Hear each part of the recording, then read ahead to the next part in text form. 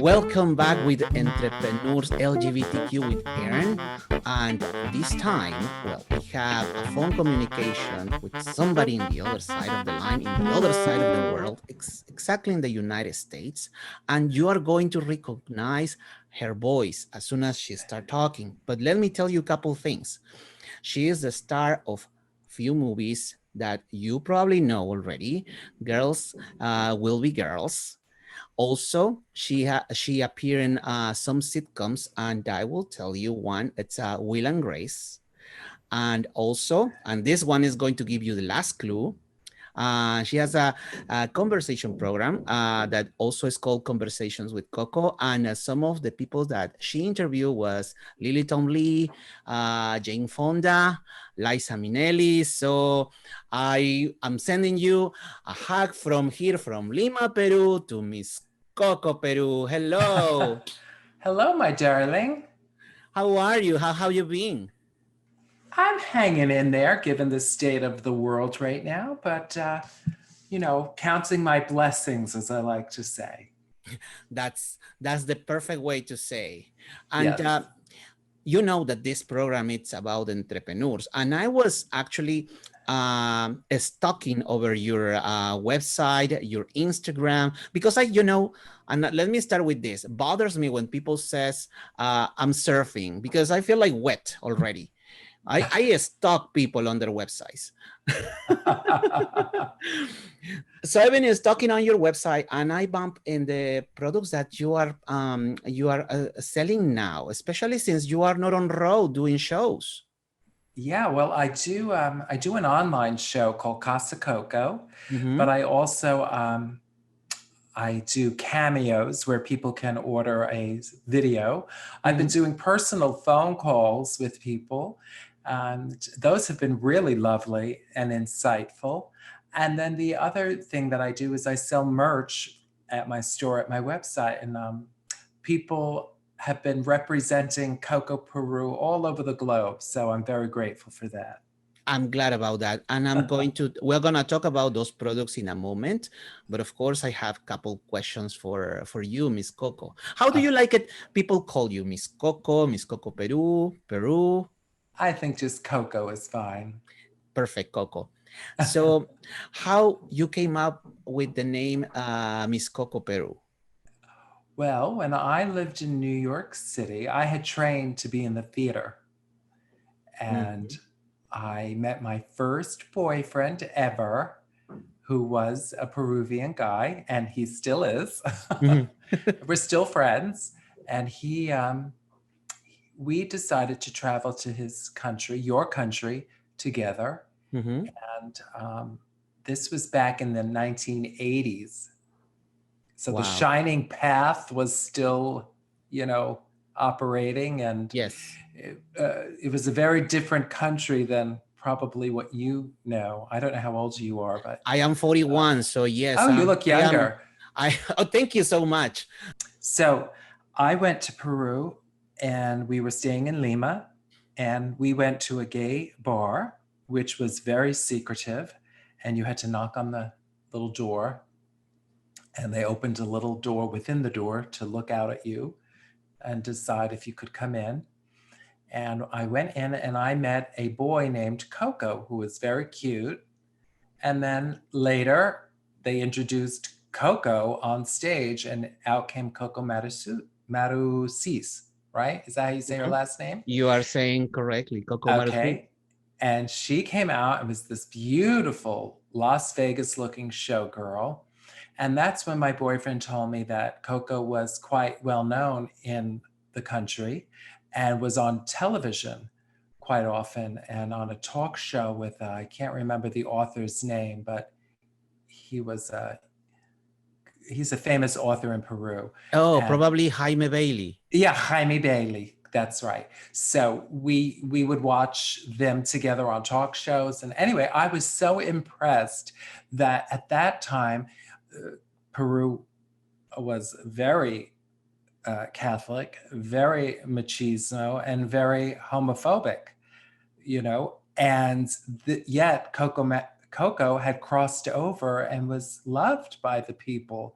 And so I thought that's very powerful, that embracing 100% of who you are, maybe human beings are wired in their brains to somehow embrace that and respect it. And so I always give credit to Coco Peru She for inspiring me to think about drag as an option for myself.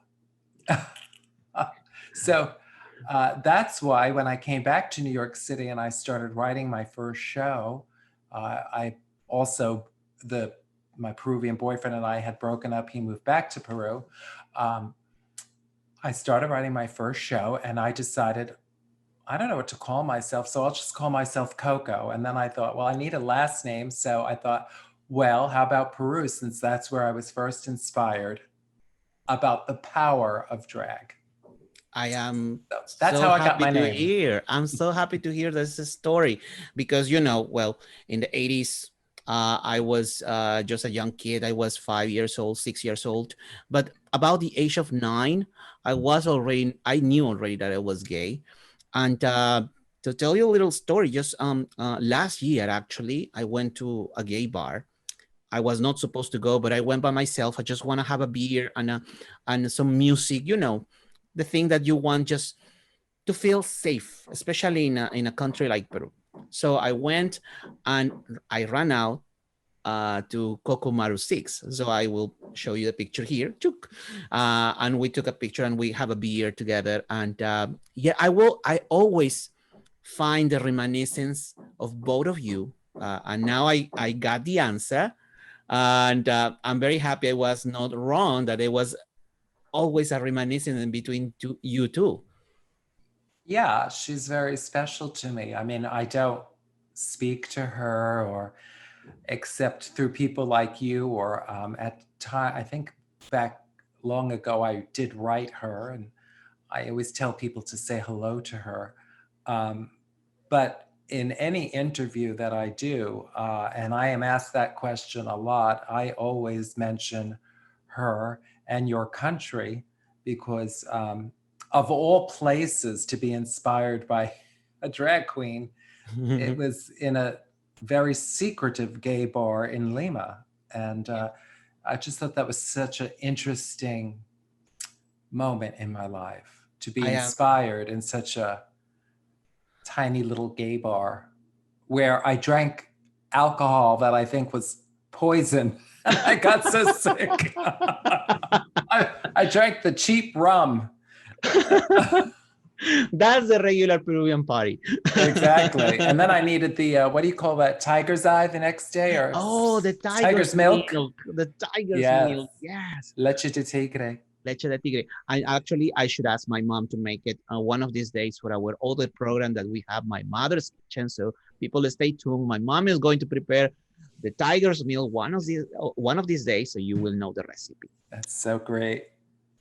And talking about Peru, and just a little mention, probably you know that RuPaul goes to Holland. And right now we have somebody else from Peru, Miss Envy Peru also. Yes, I saw in the show. So Peru is everywhere. As it should be. And I know that the people that I know in Peru have worked very hard to promote the country of Peru for not only its beautiful tourist places, but also because it has the best cuisine in the world. And I just am obsessed with causa and ají de gallina and all the potatoes a la, can you say the word for me? Papa a la huancaína, Sí, I love that. I will share you my mom's channel so you can see all the recipes. So you might want to cook or your husband can cook for you. He doesn't cook. I would be doing the cooking. I do actually receive a few days ago by my the girlfriend of my brother, Angela. She bought me this little one. I'm not showing the name. A panettone. Yeah, a mini one. A mini. That's a pretty box. Yeah, I just keep the box because of course I ate it already. And I always have it here next to me. So, and Sweet. also like you, hmm, I do have my tea The all the tea. time. Hmm. But what else Miss Coco likes a part of tea and panettone? One of the things that I'm obsessed with is the earth and its environment. And I just hate seeing garbage and Mm-hmm. litter and our oceans being destroyed. So I'm always trying to promote, people taking care of the earth. And when you see something, say something, because Mm-hmm. and I do remember years ago when I was in Peru, I was on a train and one of the glaciers had retracted, and they were telling me how it would, and this was a long time ago, but they were telling me how it was melting. And Mm-hmm. I remember just feeling so sad that maybe future generations wouldn't ever see that glacier. I was only seeing a part of it, but they were telling me how big it used to be. So, things like that really I get very obsessed with. At Uh-huh. that time well, there was one train ride in Peru that was very traumatic for me because I'm not going to get into that story. You went to Huancayo. No, I've only ever been to Cusco and Machu Picchu. Okay. Yeah, the Yes. typical places that everyone goes to. Um, but the first time I went to Cusco and Machu Picchu, though, it wasn't as touristy as it's become. Mm-hmm. Yeah, the buses were questionable. I kept thinking, is this going to make it up the mountain? You know, at Well, one point, the guy got out of the bus and was pushing it down the hill with the mountain on the one side, trying to get it started. And I just thought, I'm going to die. This is where I'm going to die. well, everything needs a push, darling. Sometimes you need And to push it. yes. And there were times I remember riding in taxis in Lima that didn't have floors. There were like holes in the and the guy, I said, wait, there's a hole in the thing. He says, yeah, hold your legs up. So at home. I promise you, everybody, Uh, Lima and Peru, it's completely different now. It's more modern. oh, no. Hey, listen, I'm not trashing Lima. I absolutely loved those moments. They were precious to me, those They are moments. unique. They They are are unique. so unique. And if you go traveling anywhere in the world, you should, as a traveler, be open to all of that stuff and not judge it. So, actually, those are wonderful moments that I remember, as well as eating in some of the finest restaurants, Mm-hmm. crying because the food was so good that it actually brought tears to my eyes, being in the mountains and seeing nature where I swear the colors of the grass and the sky and it almost looked like it was vibrating because it was so intense. I've had magical moments in Lima, and to see even Machu Picchu and just, it's such a special place, and the diversity, you know, right within your own country, from, by Lima, right by the sea, to then you're in the Andes, then you're in the jungle, then you're in the desert. It's truly a special country. I'm really, happy to hear all these words from you. I am a tour guide, Yes. so to hear that from you and from anybody that it's a foreigner and enjoy my country, it's always special.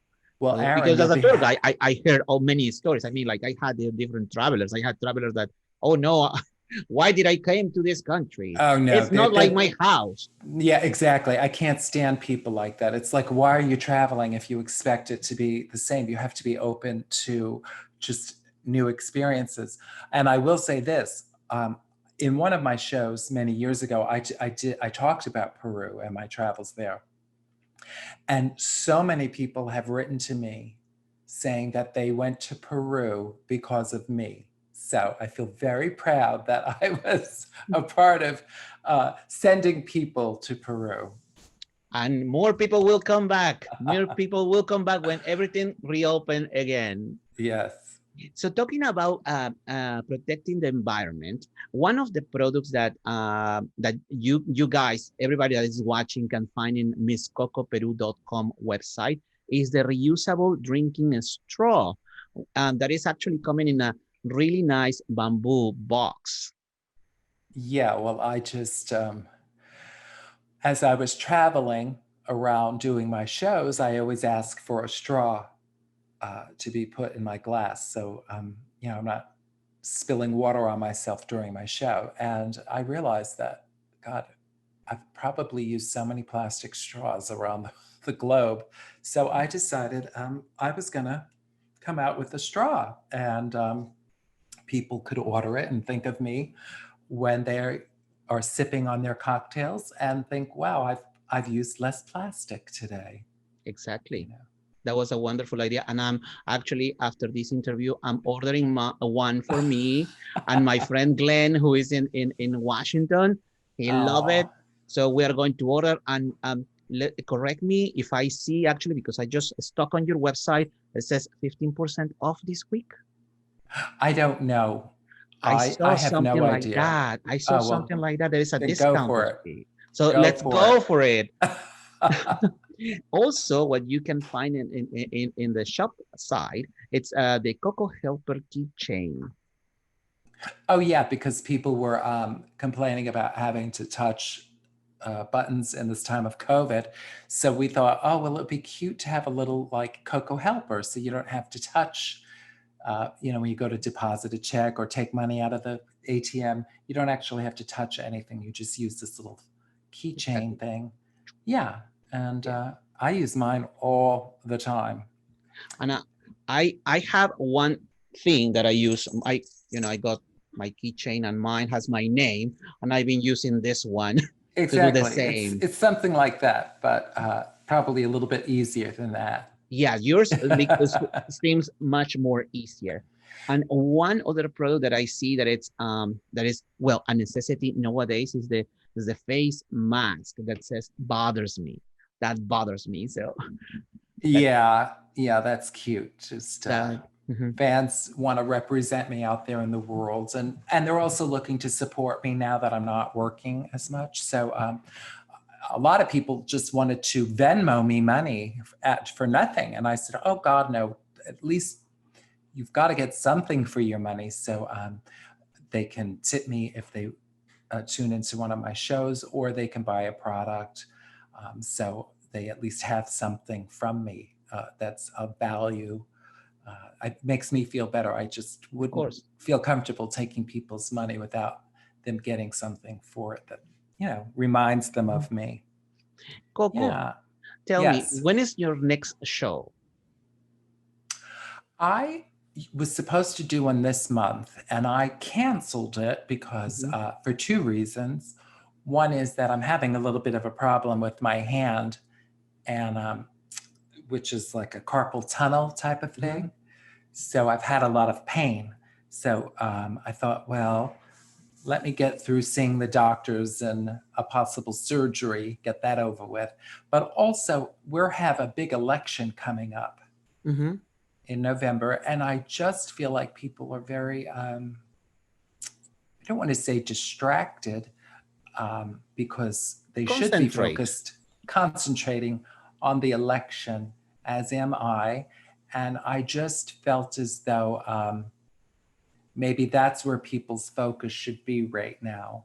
And so I just decided to step back this month and wait for the election to be over, and then also address my health issue with my hands. That's very important. And uh, Yes. so I'm sure the names of the next show after everything is better will be on your website.